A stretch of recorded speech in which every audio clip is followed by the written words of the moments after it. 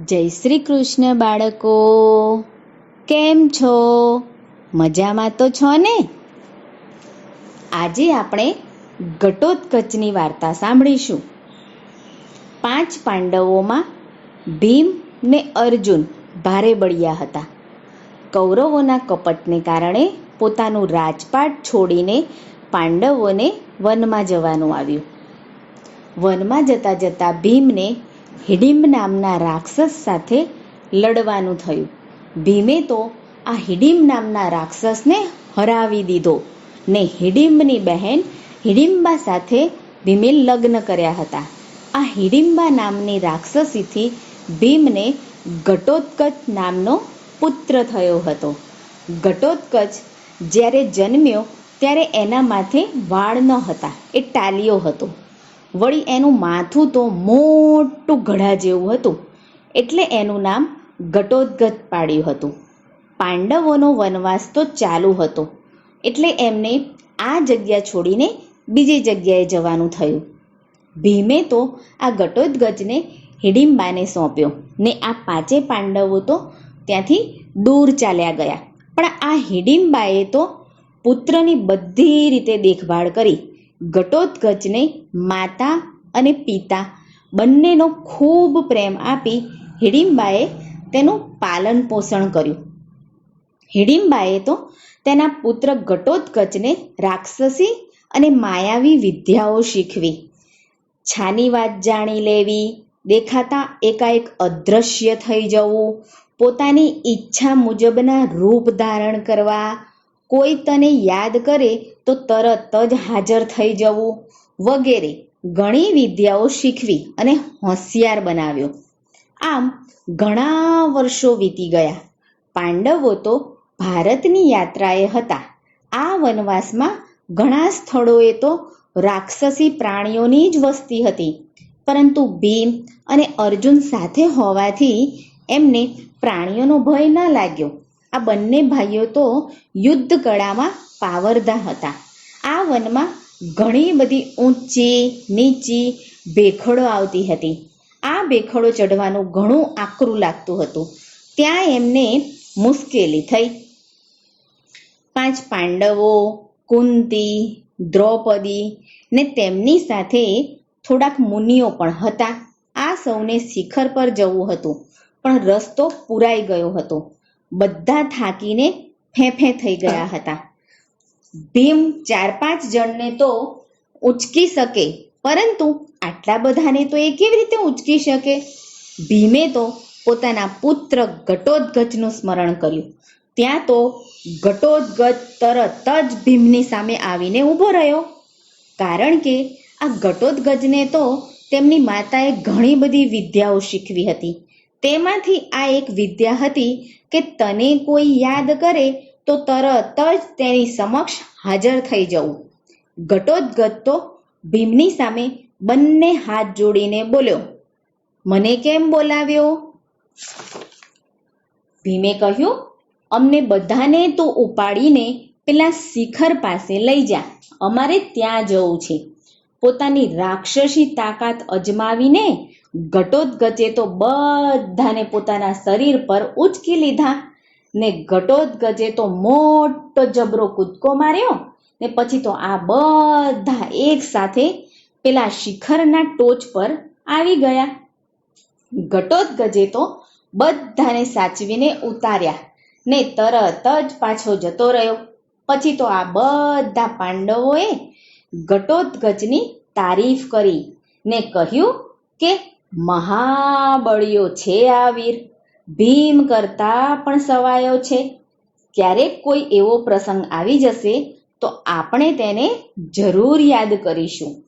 એટલામાં તો બાળકો, આ મહાભારત યુદ્ધનો પ્રસંગ આવ્યો. આખું કુરુક્ષેત્ર તો કૌરવોની અને પાંડવોની સેનાઓના હલચલથી ધમધમી ઉઠ્યું. યુદ્ધ શોખીન સૈનિકોના ઉપરીઓએ પોતપોતાના શંખો વગાડવા માંડ્યા. રણસિંગા ફૂંકાઈ રહ્યા અને નગારા ગડગડી ઉઠ્યા. આ મહાભારત યુદ્ધ અટકાવવા માટે શ્રી કૃષ્ણ, ભીષ્મ, વિદુર જેવા પુરુષોએ ખૂબ પ્રયત્નો કર્યા હતા, પરંતુ આખરે આ યુદ્ધના નગારા તો ગડગડી ઉઠ્યા. ઘોર યુદ્ધ શરૂ થઈ ગયું. દિવસોના દિવસો વીતવા લાગ્યા. કૌરવોના પક્ષમાં દ્રોણ સેનાપતિ હતા ને તેમણે ભીષણ યુદ્ધ અમલમાં મૂક્યું. દ્રોણ, કર્ણ, દુર્યોધન વગેરે મહારથીઓ સામે પાંડવોને ટક્કર લેવાની આવી. યુદ્ધના ત્રીજા દિવસે અર્જુને ભારે પરાક્રમ દાખ્યું ને ચોથા દિવસે ભીમ અત્યંત કોપી ઉઠ્યો. દુર્યોધનની સાથે એણે આકરું ગદા યુદ્ધ ખેલ્યું. દુર્યોધનને થકવી નાખ્યો.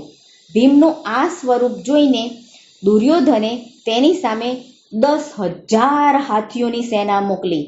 ભીમ તો ગદા ઘુમાવતો જ જાય ને ઘુમાવતો જ જાય. એ તો હાથીઓના જ ભૂક્કા ઉડાડવા માંડ્યો.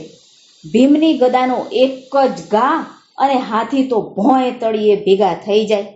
યુદ્ધ દરમિયાન દુર્યોધને ભીમની અસાવધતાનો લાભ લીધો ને રથની ઓથમાં જરા આરામ કરવા ઢળેલા ભીમ પર ગદા ઝીંકી કાઢી. ભીમ તો ઉશ્કેરાયો ને કૌરવ સેનાને તો ગદાથી અસ્ત વ્યસ્ત કરવા માંડ્યો. ભીષ્મ પિતામહે તો મોટેથી ત્રાણ પાડી, આ ભીમને મારો, નહીતર હમણાં બધાને અહીંયાથી ભાગવું પડશે. ત્યારબાદ કૌરવ સેનામાંથી ભીમની સામે યુદ્ધ કરવા માટે ભગદત્ત આવ્યો. ભીમે રથમાંથી ને ભગદત્તે હાથી ઉપરથી ભયાનક લડાલડી કરી. ભગદત્તે તો જોરદાર હુમલો કરીને ભીમના રથના કૂચે કૂચા કરી નાખ્યા. ભીમનો રથ તૂટી જવાથી તે તો ગદા લઈને પગથી ચાલીને ભગદત્તના હાથી તરફ આવ્યો. ત્યારબાદ આ ભીમની મદદ માટે અર્જુન આવ્યો ને અર્જુનના હાથે આ ભગદત્ત મરાયો. ભગદત્તની હાથી સેના યુદ્ધનું રણ મેદાન છોડી ભાગી છૂટી. આ બાજુ દ્રોણે રાત્રિ યુદ્ધ કરવાનું નક્કી કર્યું. દિવસે તો ભીમે ગદા યુદ્ધમાં દુર્યોધનને થકવી નાખ્યો હતો, પણ રાત્રિના વખતે કૌરવોનો સામનો કરવો ભારે મુશ્કેલ હતો. ભીમે પુત્ર ઘટોત્કચને રાત્રિ યુદ્ધ લડવા માટે આદેશ આપ્યો અને ત્યાર પછી તો બાળકો આ ઘટોત્કચે તો માયાવી યુદ્ધ શરૂ કર્યું. હો ભાઈ, અચાનક જ ઘટોત્કચની સાથે મોટી જબરી રાક્ષસ સેના હાજર થઈ ગઈ. દ્રોણ, દુર્યોધન, અશ્વત્થામા બધા ધૂળ ચાટતા થઈ ગયા. બાળકો, આ ઘટોત્કચે તો લાખો કૌરવ યોદ્ધાને કીડી મંકોડાની જેમ મસળી નાખ્યા.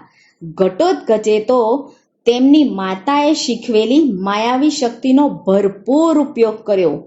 આ બાજુથી કૌરવો ઘટોત્કચના માથામાં તીરનો પ્રહાર કરતા જાય ને ઘટોત્કચ બીજું મસ્તક ધારણ કરી લેતો અને બીજું મસ્તક છેદાતા ત્રીજું ધારણ કરી લેતો.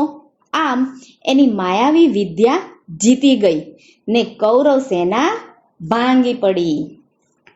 કર્ણથી આ કૌરવ સેનાની નાસાનાસ જોઈ ના ગઈ. એણે તો પોતાનો રથ ઘટોત્કચના રથની સામે લેવડાવ્યો. ઘટોત્કચ અને કર્ણ વચ્ચે આકરું બાણ યુદ્ધ થયું. કર્ણના બધા શસ્ત્રો તો નિષ્ફળ જતા ગયા. એમ એમ એ વધુ ગુસ્સે ભરાતો ગયો.